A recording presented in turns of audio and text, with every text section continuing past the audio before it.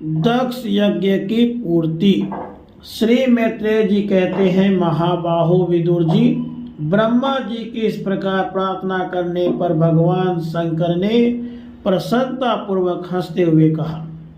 श्री महादेव जी ने कहा, प्रजापते, भगवान की माया से मोहित हुए दक्ष जैसे ना समझो के अपराध की न तो मैं चर्चा करता हूँ और न याद ही। मैंने तो केवल सावधान करने के लिए ही उन्हें थोड़ा सा दंड दे दिया। दक्ष प्रजापति का सिर जल गया है, इसलिए उनके बकरे का सिर लगा दिया जाए। भगदेव मित्र देवता के नेत्रों से अपना यज्ञ भाग देखे। पीसा हुआ अन्न खाने वाले हैं, वे उसे यजमान के दांतों से भक्षण करें तथा अन्य सब देवताओं के अंग प्रत्यंग भी स्वस्थ हो जाएं, क्योंकि उन्होंने यज्ञ से बचे हुए पदार्थों को मेरा भाग निश्चित किया है। अधर्यु आदि यागिकों में से जिनकी भुजाएं टूट गई हैं, वे अश्वनी कुमारों की भुजाओं से, और जिनके हाथ नष्ट हो गए हैं, वे पूषा के हाथों से काम करें और भृगु जी के बकरे किसी दाढ़ी मूछ हो जाए।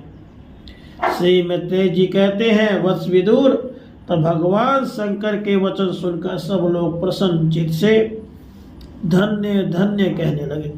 फिर सभी देवता और ऋषियों ने महादेव जी से दक्ष की यज्ञशाला में पधारने की प्रार्थना की और तब वे उन्हें तथा ब्रह्मा जी को साथ लेकर वहां गए। वहां जैसा जैसा भगवान शंकर ने कहा था, उसी प्रकार सब कार्य करके उन्होंने दक्ष की धड़ से यज्ञ पशु का सिर जोड़ दिया।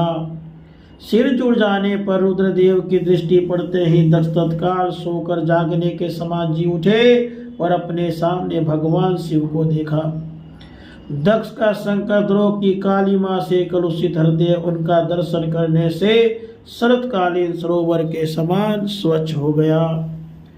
उन्होंने महादेव जी की स्तुति करनी चाहिए, किंतु अपनी मरी हुई बेटी सती का स्मरण होने से स्नेह और उत्कंठा के कारण उनके नेत्रों में आंसू भर आए। उनके मुख से शब्द न निकल सका। प्रेम से विह्वल परम बुद्धिमान प्रजापति ने जैसे तैसे अपने हृदय के आवेग को रोककर विशुद्ध भाव से भगवान शिव की स्तुति करने आरंभ की। दक्ष ने कहा, भगवान, मैंने आपका अपराध किया था, किंतु आपने उसके बदले में मुझे दंड के द्वारा शिक्षा देकर बड़ा ही अनुग्रह किया है। अहो, आप और श्रीहरि तो आचारहीन नाम मात्र के ब्राह्मणों की भी पक्षा नहीं करते, फिर हम जैसे यज्ञ याग आदि करने वालों को क्यों भूलेंगे। विभो, आपने ब्रह्मा होकर सबसे पहले आत्म तत्व की रक्षा के लिए अपने मुख से विद्या, तप और व्रत आदि के धारण करने वाले ब्राह्मणों को उत्पन्न किया था। जैसे चरवाहा लाठी लेकर गौओं की रक्षा करता है, उसी प्रकार आप उन ब्राह्मणों की सब विपत्तियों से रक्षा करते हैं। मैं आपके तत्व को नहीं जानता था, इसी से मैंने भरी सभा में आपको अपने वाग्बाणों से बेधा था, किंतु आपने मेरे उस अपराध का कोई विचार नहीं किया। मैं तो आप जैसे पूज्यतम महानुभाव का अपराध करने के कारण नरक आदि नीच लोकों में गिरने वाला था, परंतु आपने अपनी करुणा भरी दृष्टि से मुझे उबार लिया। अब भी आपको प्रसन्न करने योग्य मुझ में कोई गुण नहीं है, बस आप अपने ही उदारपूर्ण बर्ताव से मुझ पे प्रसन्न हो। श्री मैत्रेय जी कहते हैं, आशुतोष शंकर ने इस प्रकार अपना अपराध क्षमा कराकर दक्ष ने ब्रह्मा जी के कहने पर उपाध्याय ऋत्विक आदि की सहायता से यज्ञ कार्य आरंभ किया।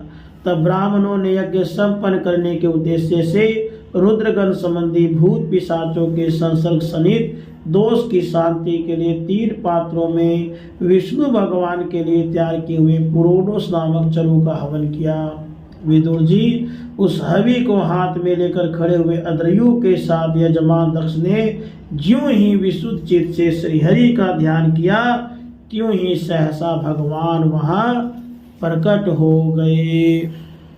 श्री भगवान ने कहा, जगत का परम कारण मैं ही ब्रह्मा और महादेव हूँ। मैं सबका आत्मा, ईश्वर और साक्षी हूँ, स्वयं प्रकाश और उपाधि शून्य हूँ। विप्रवर, आपने त्रिगुणात्मक माया को स्वीकार करके मैं ही जगत की रचना, पालन और संहार करता रहता हूँ और मैंने ही उन कर्मों के अनुरूप ब्रह्मा, विष्णु और शंकर ये नाम धारण किए हैं। ऐसा जो भेद रहित विशुद्ध पर ब्रह्म स्वरूप मैं हूँ, उसी में अज्ञानी पुरुष ब्रह्मा, रुद्र तथा अन्य समस्त जीवों को विभिन्न रूप से देखता है। जिस प्रकार मनुष्य अपने सिर, हाथ आदि अंगों में ये मुझसे भिन्न है ऐसी बुद्धि कभी नहीं करता, उसी प्रकार मेरा भक्त प्राणी मात्र को मुझसे भिन्न नहीं देखता। ब्रह्मन, हम ब्रह्मा, विष्णु और महेश्वर तीनों स्वरूपता एक ही हैं और हम ही संपूर्ण जीव रूप हैं। अतः जो हम में कुछ भी भेद नहीं देखता वही शांति को प्राप्त होता है।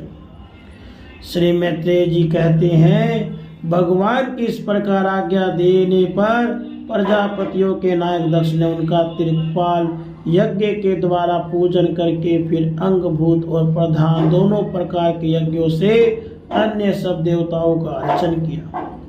फिर एकाग्रचित हो भगवान शंकर का यज्ञ शेष रूप उनके भाग से यजन किया और समाप्ति में किए जाने वाले उदवसा नामक कर्म से अन्य सोमपाई एवं दूसरे देवताओं का यजन कर यज्ञ का उपसंहार किया और अंत में ऋतुवजों के सहित अवृत स्नान किया। फिर जिन्हें अपने पुरुषार्थ से ही सब प्रकार की सिद्धियां प्राप्त थी, उन दक्ष प्रजापति को तुम्हारी सदा धर्म में बुद्धि रहे ऐसा आशीर्वाद देकर सब देवता स्वर्गलोक को चले गए। राम